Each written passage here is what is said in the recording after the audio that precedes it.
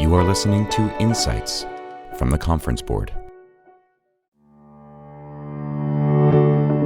Hi, my name is Robin Erickson, and I'm a principal researcher in the Human Capital Center at the Conference Board.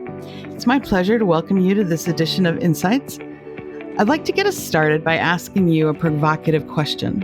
What if your organization could deliver twice as much innovation, boost customer satisfaction ratings, grow the human capital return on investment by 270%, improve efficiency up to 15%, and increase profitability by 25%? I bet everyone would like to do at least some of those. So we'd like to tell you how that's possible. Today, my colleagues and co-authors, Solange Charas and Stela Lupushor, are joining me to discuss the results from a recently published report about understanding workforce experience through the lens of human capital analytics and how the pandemic has changed the way organizations think about workplace experience. So, Solange, if you wouldn't mind, would you start us off by telling the audience about how organizations can actually achieve these amazing results? Sure, Robin, and thank you for having me today. Organizations that are sensitive to and invest in the experience of their workers are already seeing some of these results, as both external research and our own research findings are confirming. A positive experience boosts employee affiliation, engagement, and loyalty to the organization, which ultimately results in positive impact on productivity and innovation. Initiatives designed by guessing what the workforce will respond to and not generating positive outcomes. They have to be informed and supported by the rigor of human capital analytics and continual feedback loops. Thank you for that, Solange. And I'm sure we've captured our audience's attention. Please also tell everyone about the study methodology and the 4 research questions that we were looking at. Happy to. This report's findings are based on interviews and 2 independent studies. The first survey was conducted in February of 2020, just before COVID-19 took hold across the United States. We call that the pre-pandemic survey. The second was conducted in October of 2020. We're considering that to be mid-pandemic. And that survey focused on how the pandemic was changing the way organizations think about workplace experience.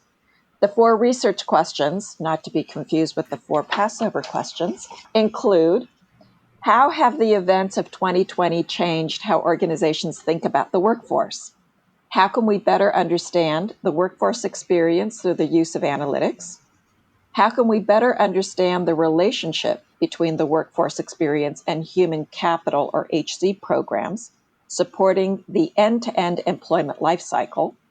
And lastly, how can we better understand the relationship between human capital programs and enterprise-level performance? Thank you so much, Solange. And I liked your joke. Have to make sure we're not... It is springtime. It is springtime, exactly. We're right in the middle of Passover, and Easter's and spring just and coming up. Yes, so we're in the mood.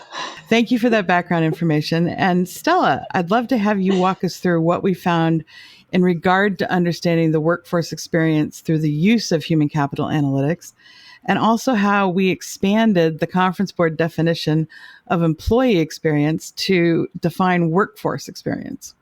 For sure, Robin, and thank you so much for having me today as well. The report views workforce experience through the lens of human capital analytics. Human capital analytics captures data through both quantitative and qualitative analysis, and data obtained about the employment journey can be correlated to other measurements of the human capital function, as well as enterprise-level performance. This type of analysis can provide insights about employees as well as program efficiencies. So for the purposes of this report, the Conference Board has expanded its definition of employee experience to include all the workers, not just the regular employees, but the full-time, part-time, gig worker, contractors, and defines the workforce experience as follows: how a worker thinks, feels, during the entire organizational journey, from the beginning as a prospect to becoming a candidate to being hired, through the onboarding process, internal movement, promotion, and then finally at the retirement or exit, including all the interactions along the way.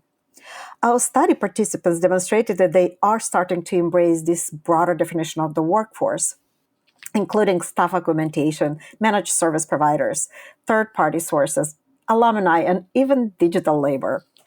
While there is no significant difference in the pre to mid-pandemic survey results, it is also very encouraging to see that most participants in the mid-pandemic survey, which is about 86% of them, rely on external labor market information in their workforce planning. This trend was also reflected in the previous report, where changes in the measurements and program focus highlighted the disproportionate impact of the 2020 events on underserved communities. The majority of survey participants have specific programs to support the workforce experience, 82%. It is also interesting to note that the events of 2020 had made no significant difference in how many leaders are held accountable for the workforce experience, only 48%. This raises the question on why 52% of organizations do not hold their leaders accountable for the experience of their organization's workforce. Without a robust system of accountability for the workforce experience, leaders will have fewer incentives to role model, to correct the behavior, to have limited impact on the outcome, ultimately. Organizations must hold leaders accountable for the workforce experience if they want to move the needle on worker affiliation, engagement, and productivity. Solange, would you like to share the rest of the findings on this topic? Absolutely. We also found in our mid-pandemic survey that onboarding remained the top focus of the experience journeys, especially since organizations had to reimagine how to integrate their new hires into something different from the pre-pandemic work environment. Rewards and recognitions moved to second place as organizations had to recognize and compensate performance and actively engage and recognize the extra mile that employees went to ensure productivity and engagement. Also, many respondents had to revisit their compensation approaches by considering pay cuts, the impact of furloughs, and the implications of having employees work from different U.S. tax jurisdictions. One interesting observation from our survey is that organizations are focusing transformational initiatives primarily on the new hire part of the worker journey, with 76% of respondents indicating that they have these initiatives related to candidate experience, and 91% focused on onboarding. Less attention is given to what happens before and after becoming a new hire, a trend that may have to change once the pandemic is over to ensure people stay productive, engaged, and skilled. Comparing our pre- and mid-pandemic survey results, we have seen changes in how people work and how they interact with the organization. As many knowledge workers migrated to remote work, human capital and other leaders realized that distributed work can be as productive as co-located work. However, instead of assuming that traditional ways of working can be easily shifted to virtual work, organizations need to reframe and reimagine how workflows and interactions can be designed to minimize the friction and maximize the expected outcomes for both parties, the worker and the organization. In furthering this goal, it is critical to understand the digital and integrated experience from the perspective of what workers need and want in the aggregate, not individually, and how to design an experience that minimizes or eliminates barriers to productivity, engagement, and innovation. The scope of such a transformation, needless to say, is complex and requires an integrated effort between IT, communications, human capital policies, day-to-day management, even space planning, all coordinated into an overarching work strategy. Per our survey respondents, the importance of this cross-functional collaboration increased in the pre- and mid-pandemic workplace, increased from the pre-pandemic to the mid-pandemic workplace. Most notably, our survey demonstrated the shift in cross-function collaboration and the focus to affect improvements in workforce experience from 58% pre-pandemic to 70% mid-pandemic. Thank you so much, Solange. You packed a lot in there in terms of reporting out our results. I actually just wanted to make a comment that I was shocked by a figure that I heard last week. One of our council members said that over 30% of their employees had never set foot in their office space. And I said, how could that be? And he said, well, with regular turnover and growth, 30% of our employees have never actually been to the workplace. And so there's definitely a lot that organizations are going to need to be thinking about as they start to get ready for their returning to the workplace. And so anyway, I just thought that was an interesting figure to put in there, to put all of this stuff into context. It also reflects the findings that the Conference Board CEO annual survey showed, which is the two amongst the top priorities that CEOs are thinking about is workforce and real estate. So that mirrors perfectly what we're seeing both at the CEO level and now what we're seeing at the HR level. Terrific. Thank you, Solange. But Stela, I really would love to hear about the interview that you did with Microsoft, because it's a great example of a cross-functional collaboration to improve workforce experience, especially because it has that cute little acronym that you can explain to everyone. Absolutely. So over the past 3 years, Microsoft Human Capital function was at the forefront of major organizational transformation, and they were deeply involved in the creation of products for both internal and external customers.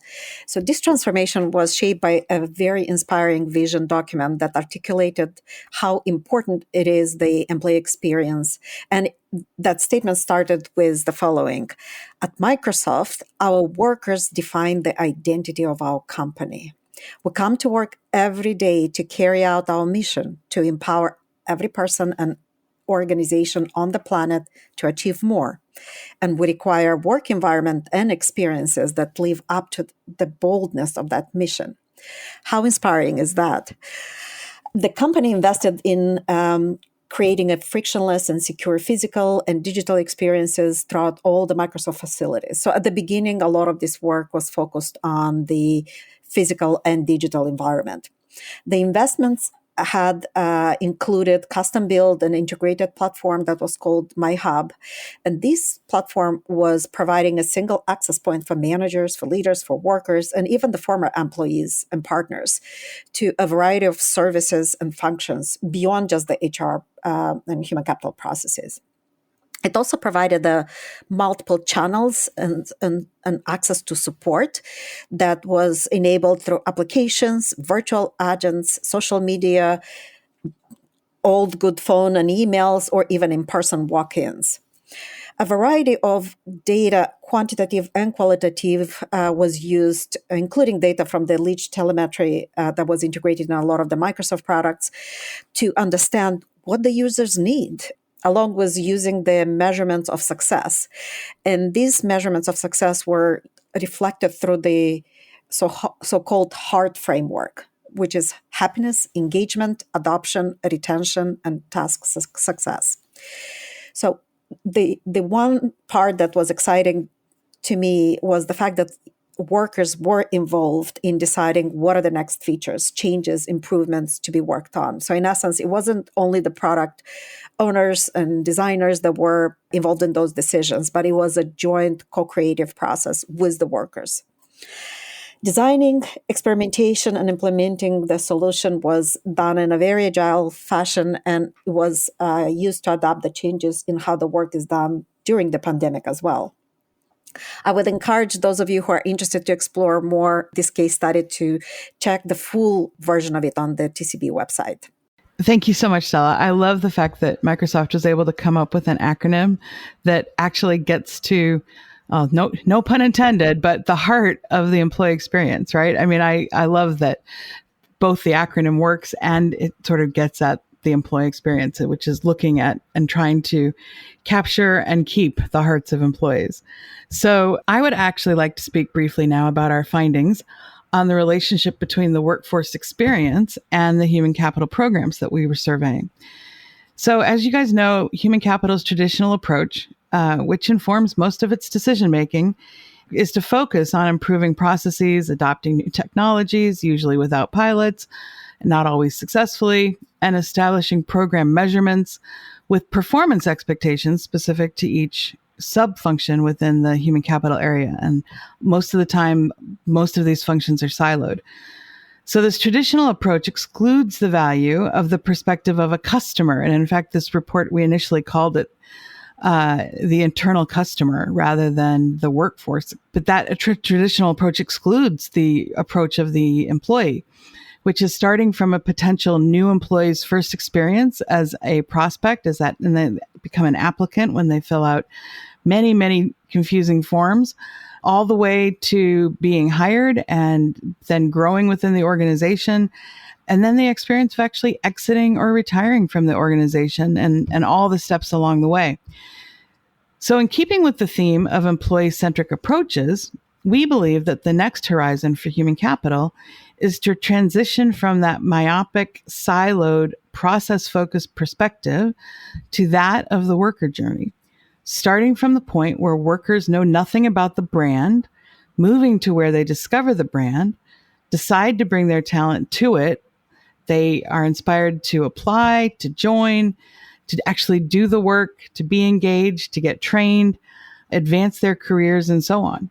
And as part of our survey, we identified the steps along the worker journey to understand if and how the organizations that we surveyed actually manage each step. So the top journeys that respondents indicate that they do not measure basically at all are returning, life events, and prospect engagement. So those are definitely some areas that companies should be thinking about. What are your programs and what are you measuring? And then this finding reinforces the point that organizations primarily focus their measurements on while you are here for work, which is, just what can you give us today? Instead of anything related to that, to engaging their workers before they decide to join, after they leave, or with relationships with their networks. Because that's actually something that a lot of organizations could tap into, is tapping into their alumni networks. So we've come to the last part of this podcast, and that's about understanding the relationship between human capital programs and enterprise performance. And Solange, this is where you went really deep with your analysis. And so I'd love to have you share that with our listeners. And I'm very anxious to share this with our listeners because this is my passion area. The focus of this report was about the use of talent analytics or use of human capital analytics to basically understand how well an organization is managing its employees, developing and designing and administering programs, and generating impact for the organization. So we've heard about the first two aspects. Now we're going to hear about the third. And because this was a survey that was focused on whether or not companies are using analytics, we adopted a high analytics approach to understand the survey findings. So we actually applied the rigor and the approaches that we are trying to encourage in our clients on ourselves and this report. So to best understand how the human capital programs and people results or outcomes in the aggregate impact the organization, we started by calculating certain metrics and we tracked this over time. These macro level indicators that we looked at include HCROI or human capital return on investment, HCVA, human capital value add, revenue factor, or sometimes called productivity.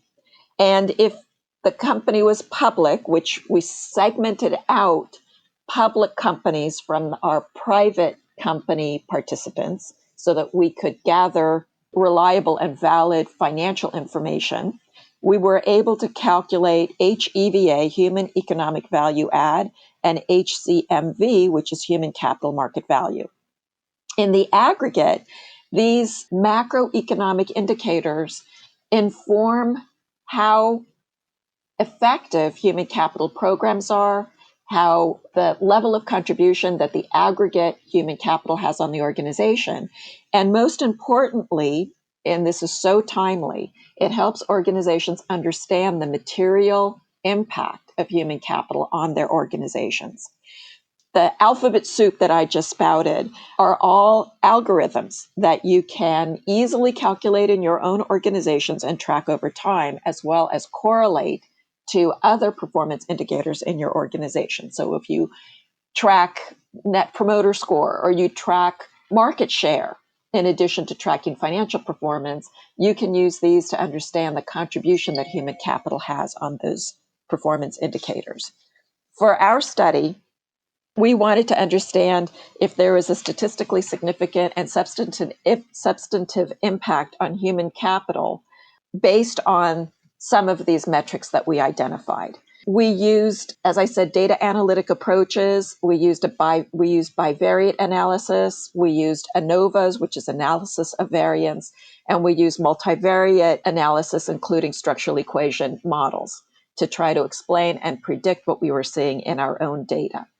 Most participating organizations, public and private, we found, or they reported, were using human capital analytics intermittently. And that represented about 85% of our respondents. And that's excellent. We're loving that. Well, me as a data wonk, I'm definitely loving that. And as I said, we segregated our public companies from our private company survey participants and gathered additional data so that we could go one step further and try to correlate the survey responses to financial performance. So what we essentially looked at was we measured human capital return on investment and we measured productivity. Those are the two that we really focused on. So we found that 85% of the survey participants were intermittently using human capital analytics, but we also asked whether or not our participating organizations had dedicated human capital analytics functions. And what we found was a little bit more than half of our respondents actually have a dedicated human capital analytics function, close to 56%, which means that 44% do not have a dedicated human capital analytics function in their organization. And that human capital analytics function ranged from having between 2 and 10 dedicated HCA professionals. So when they had a function, it was a relatively small function. The profile of our public company survey participants was rather large. So about $100 billion in market capitalization. So these are organizations that could definitely afford to invest in human capital analytics. They're not outside of the earnings range to be able to make those investments. Here are some of the really interesting results that we found. Companies with dedicated human capital analytics functions had a human capital return on investment, that is, a return on every dollar invested in human capital programs and people, of $19.75. So for every dollar that they put into people programs and people, they got $19.75 back. Those organizations, and that sounds pretty good, right? That sounds actually very good. Those organizations that did not have a dedicated human capital analytics function were only getting about a $7.25 return on investment on those dollars that they dedicate to human capital. So that's a 270% higher level of return on investment just by having a dedicated human capital analytics function and using the data to inform your decisions. The other measure that we looked at was efficiency, and you can basically look at efficiency in terms of a profitability measure. And we saw that organizations with dedicated HCA functions have approximately 14% higher levels of efficiency in overall human capital performance. So their profit margins are that much higher. And that's a really nice bivariate correlation finding. If you invest in human capital analytics, you're going to have higher HCROI, which eventually turns into higher levels of profitability. We saw a couple of other things that we consider to be mythbusters. Many organizations operate under the assumption that controlling headcount drives profitability. Sort of makes sense. If you cut heads, you cut expense, you improve profitability, right? However, when we looked at this in a structural equation model, we actually saw something quite different. Well, first, we saw that there is a weak relationship between actual headcount. So it doesn't make any difference if you have 100 employees that you pay $1 million to or one employee that you pay $1 million to. It's really what you spend. So that was the first thing that we're trying to communicate as a mythbuster, which is it's not based on headcount, it's based on what you spend. The other thing that we found is that organizations with higher levels of productivity, per employee productivity, were associated with organizations that actually spend more on their employees. They invest in their employees. So if you want to drive productivity, which eventually generates profitability, don't cut your investment in human capital. Invest in human capital, but do it the right way, informed by human capital analytics. So I think those are the big takeaway points that we saw using a deeper dive analytics approach. Well, thank you so much, Solange. And I am quite sure that we do have some listeners here who really do geek out on all the numbers, and they saw analytics in the title, and so they joined us. So I hope you all enjoyed just hearing Solange's enthusiasm and our enthusiasm, actually, for finding some hard statistics that show the connection for something that most of us have known for a long time, but may not have had that actual quote unquote proof. And I also want to thank Solange and Stela for all of the hard work you put into this report. Solange is a Distinguished Principal Research Fellow and has worked on other reports with us, as well as Stela, who's a Senior Fellow and a Program Director for many of our councils, and worked on other reports with us. And I know that you do that because you're passionate about this topic, and just want to say thank you again for all of your hard work.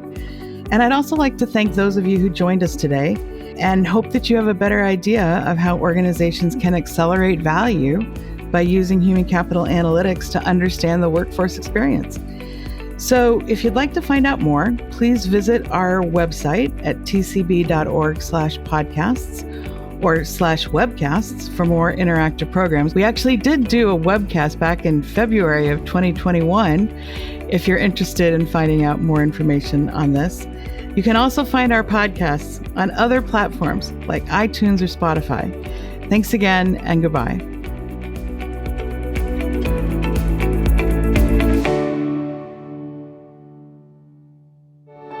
This has been Insights from the Conference Board.